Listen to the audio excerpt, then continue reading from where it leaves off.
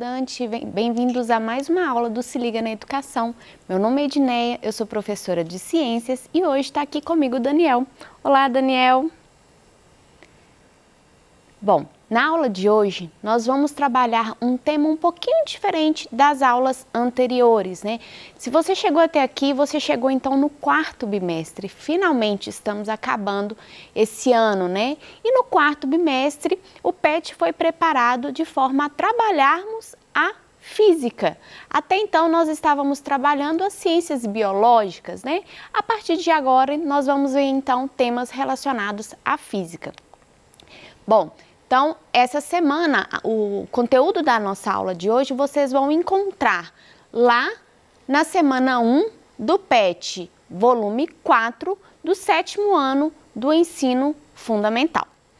E para isso, nós iremos, né, o nosso PET foi dividido em 6 semanas, mas para que vocês entendam melhor todo o conteúdo que foi distribuído lá, nós dividimos as nossas aulas em 9. Então, as 6 semanas do PET foi distribuída em 9 aulas aqui para vocês.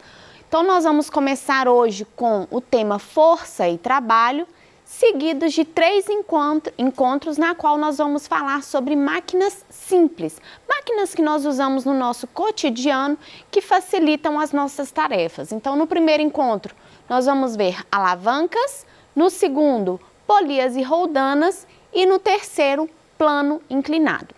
Após ver essas máquinas simples, nós vamos trabalhar então calor e temperatura, uma área da física que envolve termologia, né?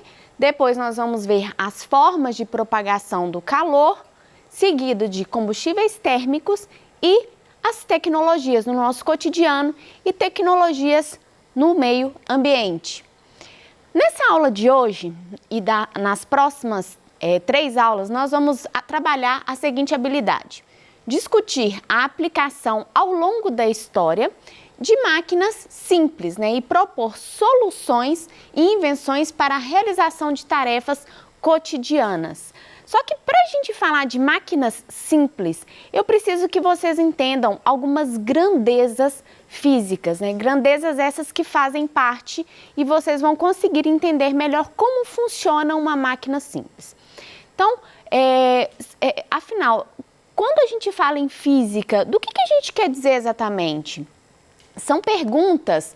Nós somos seres pensantes, né? Nós somos muito racionais, então a gente fica ali se perguntando o tempo todo: quem nós somos? De onde que a gente veio? Para onde que a gente vai? Então, a física, ela é uma ciência que veio complementar, né, juntamente com a matemática, uma das primeiras ciências, né, filosofia, matemática, física, ela veio para complementar, para nos ajudar a responder perguntas como essas. De onde a gente veio? Para onde a gente vai?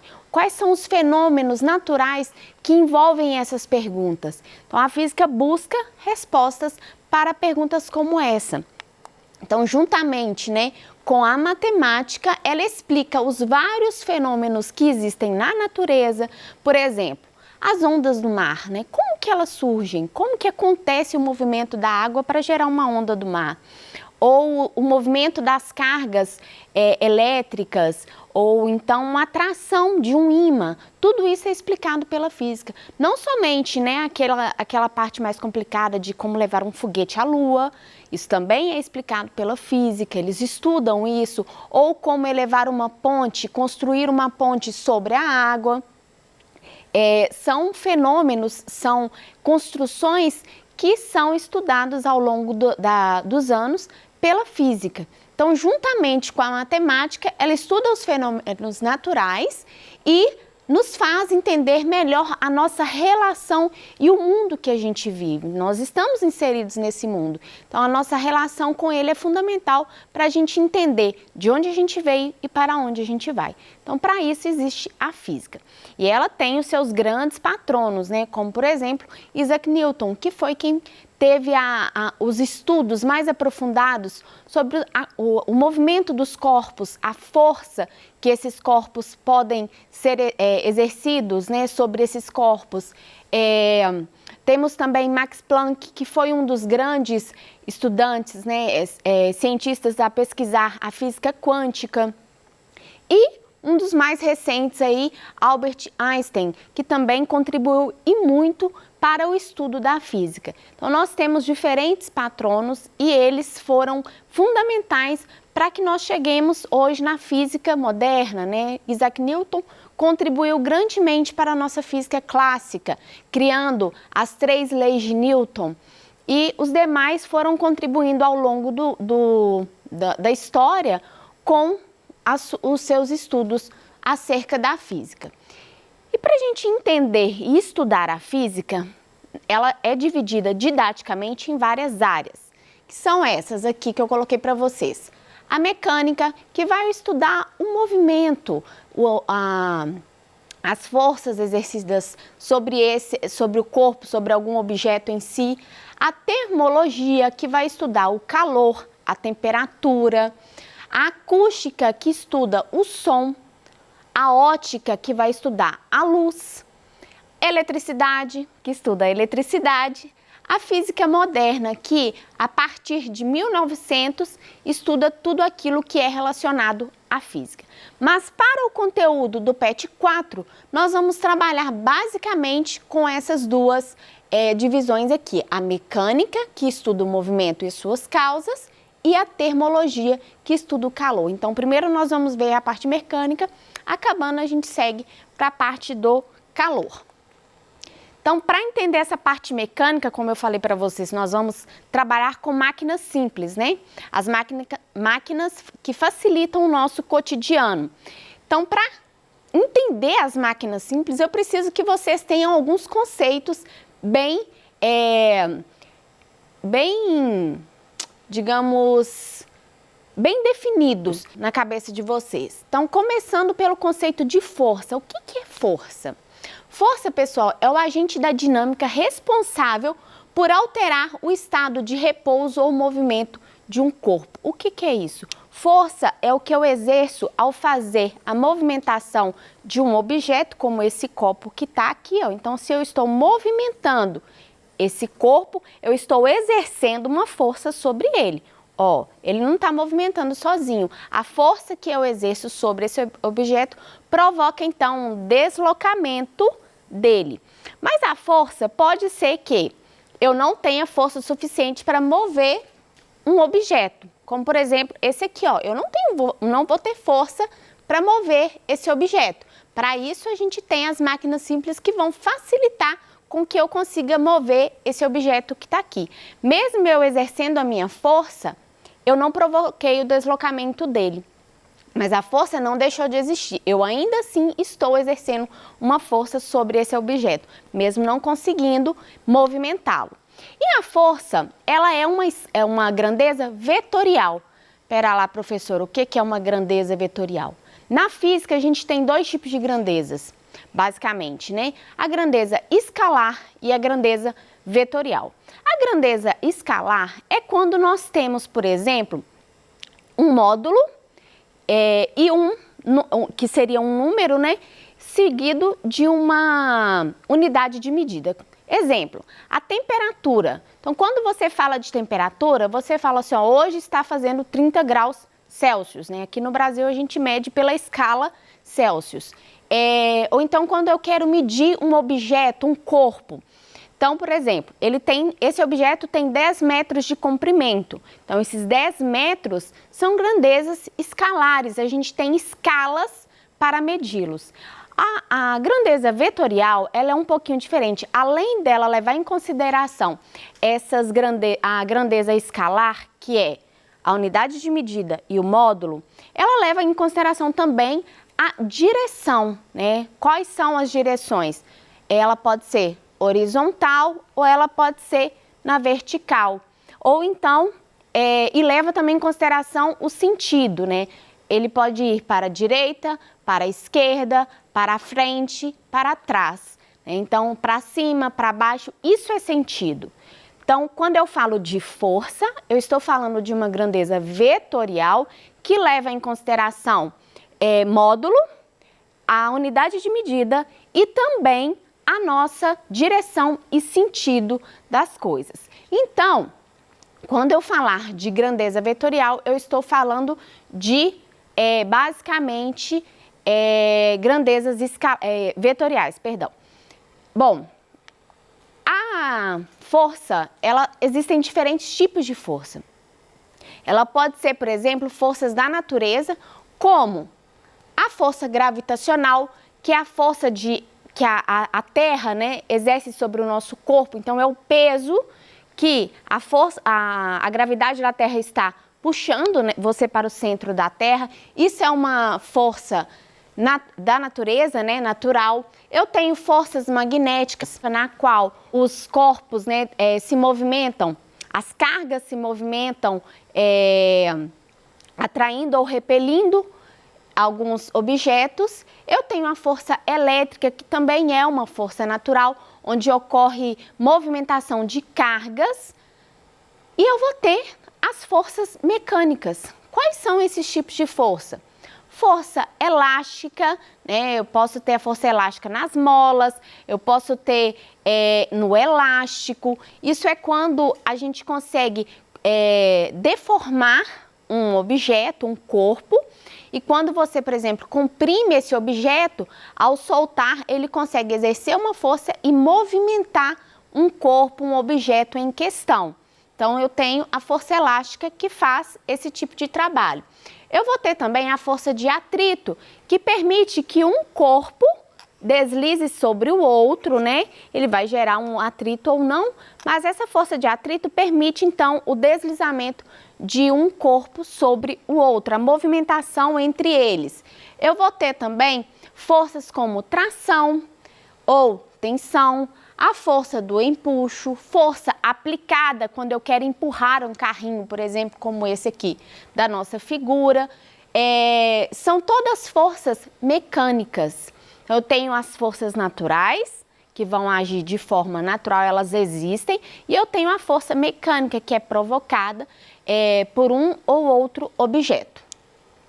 Para a gente trabalhar força, além dela, eu tenho que falar para vocês também de um outro conceito extremamente importante, que é o conceito de trabalho.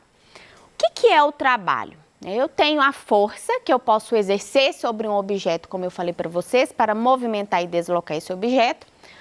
Mas eu tenho também o conceito de trabalho, que é a transferência de energia de um corpo ou sistema de corpos em razão da aplicação de uma força. Então, o trabalho, pessoal, é quando eu quero fazer esse movimento aqui, como eu disse para vocês, a força, eu posso fazer o movimento do copo e deslocá-lo. Mas se eu não tiver força para mover esse corpo, a força não vai deixar de existir. O trabalho só existe se eu consigo fazer o deslocamento desse corpo. O que acontece então?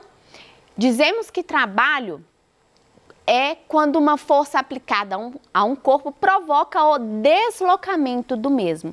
Então, a força existe independente do deslocamento que eu faço nesse objeto ou não. O trabalho não. O trabalho ele só vai existir se eu conseguir movimentar, se eu conseguir deslocar um objeto, um corpo.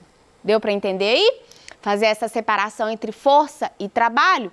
Então, a força, quando ela existe, mas não ocorre o deslocamento, eu falo que não ocorreu, então, o trabalho. O trabalho, para que ele ocorra, ele precisa necessariamente de uma energia. Como assim? Mais um conceito para vocês. Então, a energia é definida como a capacidade de produzir trabalho. Ou seja, um corpo só é capaz de realizar trabalho se ele possuir energia. O que isso significa? Um guindaste, por exemplo, ao tentar elevar um carro, um corpo, um peso, ele só vai conseguir elevar aquele corpo se ele estiver ligado na energia. Ele precisa ali de um combustível que faça o motor dele trabalhar, né? E ele consiga fazer, então, o trabalho dele. Ou nós só conseguimos realizar trabalho se nós tivermos alimentados, né? A nossa alimentação produz o quê? Energia para o nosso corpo. As suas células estão trabalhando, mas elas só estão trabalhando porque vocês se alimentaram, vocês ingeriram nutrientes que forneceram, então, energia para que o seu corpo consiga trabalhar. Então, a energia que nós temos, ela é obtida através da alimentação dos nossos nutrientes. É diferente, por exemplo, da energia elétrica para mover uma máquina. Bom, quando a gente fala de trabalho e energia, a gente pode calcular isso, né? E é o seguinte, eu tenho dois tipos de trabalho. Eu tenho o trabalho motor e eu tenho o trabalho resistente, né? Então, quando a gente desloca um corpo no mesmo sentido e direção, quando eu não tenho uma diferença, quando eu não faço uma movimentação no corpo que mude esse ângulo, eu tenho então um trabalho motor. Exemplo, vou mostrar aqui para vocês novamente o copo. Se eu faço esse movimento aqui para frente, na horizontal, então eu estou movendo no sentido e em direção iguais, não tem movimento de resistência, eu estou tendo um trabalho motor. Agora, se eu faço um movimento na qual o copo, né, pode ser levado, por exemplo, pela diagonal, então eu mudo o ângulo aqui formado entre direção e sentido, eu tenho então que o trabalho é resistente, ok? E como eu disse para vocês, o trabalho pode ser calculado. Como que isso acontece? Toda vez que nós vamos calcular trabalho, a gente utiliza uma fórmula para isso. Essa fórmula é o seguinte, T, que representa trabalho, e ela é dada em joule, vou explicar daqui a pouquinho para vocês o porquê. Força, que é dada em Newton, né? Newton foi quem descreveu a força. Então, em homenagem a ele, nós utilizamos a unidade de medida Newton. E deslocamento é a distância percorrida por aquele objeto. Ela é dada em metros. E esse cosseno do ângulo aqui é o componente, né, na qual a gente verifica o ângulo formado do deslocamento desse objeto. Então, vamos de exemplo aqui. Entender como que a gente aplica esse cálculo do trabalho. Então, uma pessoa quer mudar a posição de um armário e, para isso, empurra uma força constante paralela ao chão com intensidade de 50 newtons. Sabemos que o deslocamento sofrido pelo armário foi de 3 metros. Determine, então, o trabalho realizado pela pessoa sobre o armário nesse deslocamento. Deixa eu abrir aqui, então, a tela para a gente fazer esse cálculo. Então, para a gente calcular o trabalho, a gente aplica a fórmula, né? T é igual a força vezes a distância vezes o deslocamento do objeto, o ângulo que vai ser formado desse deslocamento. Então, lá no exemplo, né, ele diz que a força era de 50 newtons vezes a distância, que eram 3 metros, e não teve um ângulo formado desse deslocamento. Então, eu multiplico por zero, né? É nulo. Então, T é igual a 50 vezes 3, 150. Newton, né? Vezes, eu esqueci de colocar o M aqui, ó. Newton vezes M é igual a joule. Então, o trabalho, pessoal, ele é dado em joule, é uma unidade de medida, ok? Resultado, então, 150 joules. Bom, voltando à nossa tela aqui, voltando aqui. Então, tá aqui, ó, o trabalho que eu tive para deslocar esse objeto foi de 150 joules. Ele foi calculado e foi, então, 150 joules, ok? Bom, na próxima aula nós iremos trabalhar, então, todos esses conceitos e ver quais são as aplicações deles na física, né? Aplicações deles no nosso cotidiano. Eu aguardo vocês na próxima aula, no nosso próximo encontro sobre máquinas simples, e nós vamos ver e falar sobre alavancas. Até a próxima!